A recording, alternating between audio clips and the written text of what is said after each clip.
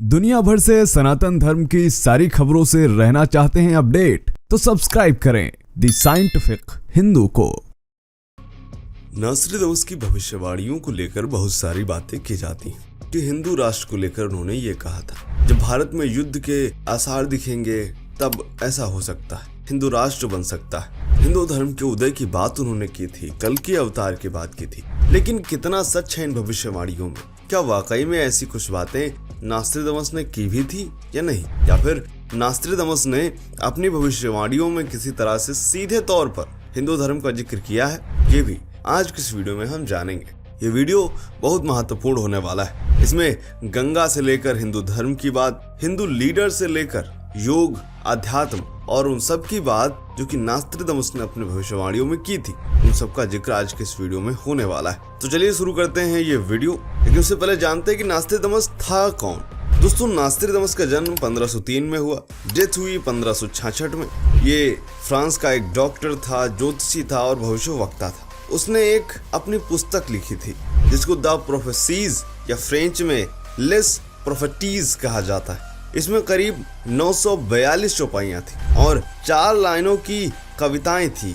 ये चौपाइयां French, Latin और कभी कभी इतनी अजीब भाषा में है कि इनका मतलब भी लोग नहीं निकाल पाते। हालांकि उस समय भविष्यवाणियां लिखना कोई नई बात नहीं थी। कहा जाता है कि नास्ट्रेदामस की बात सबसे अलग थी। उसके लेखन में एक अजीब सा जादू जैसा दिखता था जो आज तक लोगों को समझ नहीं आता है। तो चलिए शुरू करते हैं आज का यह वीडियो। मेरा नाम है धीरेन्द्र। अब आते हैं नास्ट्रेदामस की भविष्यवाणियों पर। ध्यान रहे कि नास्ट्रेदामस का उस समय बैकग्राउंड यूरोपीय ही था और उस समय उसकी ज्यादातर भविष्यवाणियां ईसाई धर्म, यूरोपीय युद्ध और वहां के राजाओं से जुड़ी थी। लेकिन कुछ चौपाइयां ऐसी भी हैं जिन्हें भारतीय विद्वानों और ज्योतिषियों ने हिंदू धर्म से जुड़ी बताया है। पहली भविष्यवाणी है कि पूर्व से उभरेगी आध्यात्मिक शक्ति। नास्ट्रेदामस की चौपाई जो कि सेंचुरी 1 के क्वार्टरैन 50 में, उसमें ऐसा लिखा है कि पूर्व की धरती से एक महान नदी के पास एक आध्यात्मिक शक्ति जन्म लेगी जो दुनिया को एक नई रोशनी देगी और लोग उसका अनुसरण करेंगे। अब विद्वान कहते हैं कि ये पूर्व की धरती भारत है और महान नदी गंगा है। हिंदू धर्म तो वैसे भी आध्यात्मिकता का पावर हाउस है। वेद, उपनिषद, योग और ध्यान की वजह से इसका प्रभाव आज पूरी दुनिया में दिख रहा है। कुछ लोग कहते हैं कि नास्ट्रेदामस ने हिंदू धर्म के ग्लोबल इन्फ्लुएंस को देख लिया था। जैसे आजकल तो योग विदेशों में इतना हिट है कि गोरे लोग भी ओम बोलकर सूर्य नमस्कार कर रहे हैं। आयुर्वेद, मेडिटेशन और भगवत गीता पश्चिम देश में काफी ज्यादा बिक रही हैं, बेस्ट सेलर किताबें हैं। कुछ विद्वान इसे स्वामी विवेकानंद से भी जोड़ते हैं, जिन्होंने 1893 में शिकागो की विश्व धर्म संसद में हिंदू धर्म को ग्लोबल स्टेज पर पेश करके तहलका मचा दिया था। कुछ लोग इसे मोदी जी से भी जोड़ रहे हैं, हालांकि मैं इसे मोदी जी से बिल्कुल नहीं जोड़ता।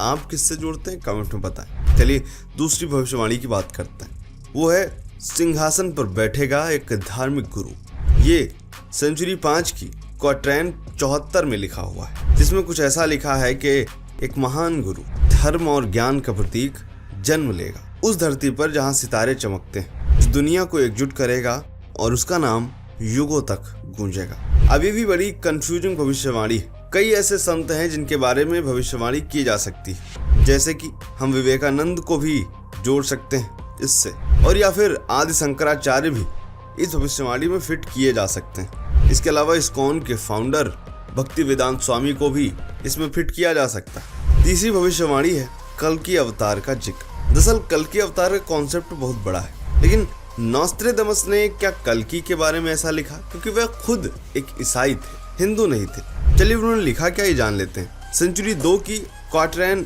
41 में ऐसा लिखा हुआ है कि एक महान योद्धा और आध्यात्मिक लीडर अंधेरे के युग में प्रकट होगा और दुनिया को शुद्ध करेगा और एक नया युग शुरू होगा। कल्कि अवतार के बारे में तो आप सभी जानते हैं, लेकिन नास्ट्रेदामस एक खुद ईसाई था।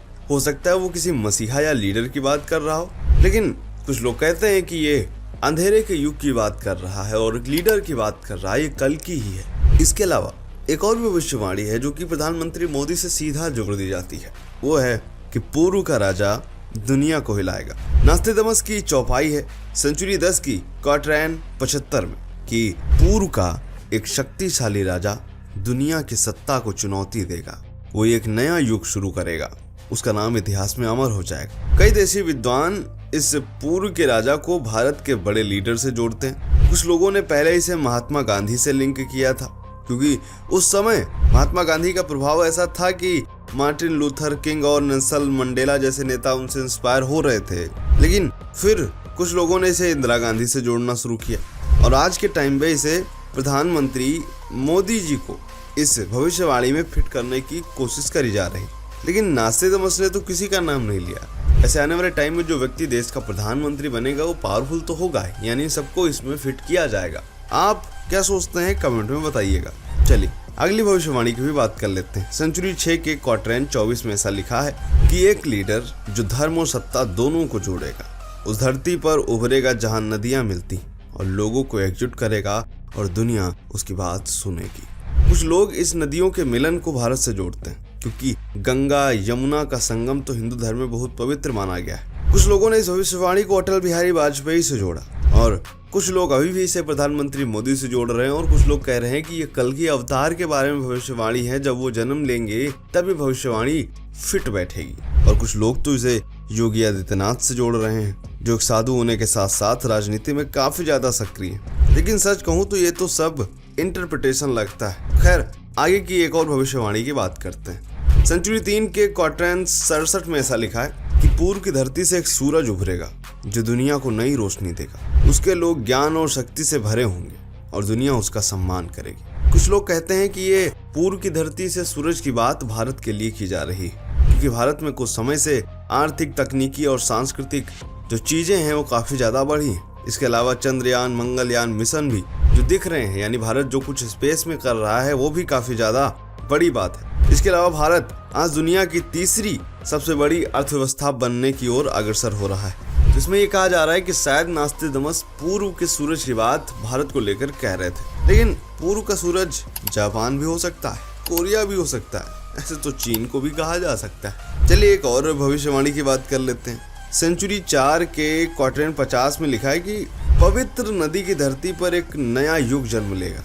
लोग यहाँ से ज्ञान और शांति लेंगे, दुनिया उसका अनुसरण करेगी। सीधे तौर पर इस पवित्र नदी को गंगा से जोड़ा जाता है, क्योंकि गंगा से ही शांति और ज्ञान जुड़ा हुआ है। क्योंकि योग, आयुर्वेद, हिंदू दर्शन को आज अपनाने का ट्रेंड बढ़ रहा है। लोग गंगा नदी के किनारे बैठकर आज मेडिटेशन कर रहे हैं। कहा जा रहा है कि इस भविष्यवाणी में ये लिखा है कि एक दिन दुनिया भारत को आध्यात्मिक तौर पर लीडर जरूर मानेगी।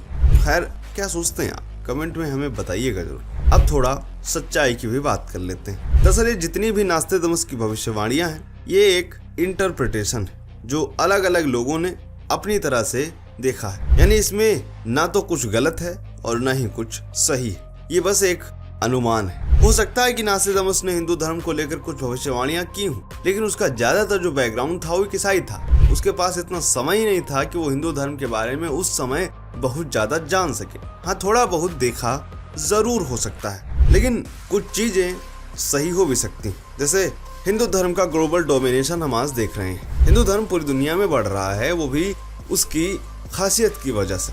इसके अलावा भारत एक शक्ति के तौर पर, एक सुपर पावर के तौर पर उभर रहा है। वहीं कल्कि अवतार की बात करें तो अभी कल्कि अवतार के आने का कोई भी संकेत नहीं मिलता। वहीं कुछ लोग जरूर हैं जो कह रहे हैं कि कलयुग खत्म होने वाला है, जो कि पिछले 10 सालों से किया जा रहा है। लेकिन कब खत्म होगा, कब कल्कि अवतार आएंगे, कुछ नहीं पता। आपका क्या सोचना है? इन सारी भविष्यवाणियों में कौन सी भविष्यवाणी आपको सही लग रही है, कमेंट में बताइएगा। मिलते हैं आपसे अगले वीडियो में, तब तक के लिए जय हिंद, जय भारत, वंदे मातरम।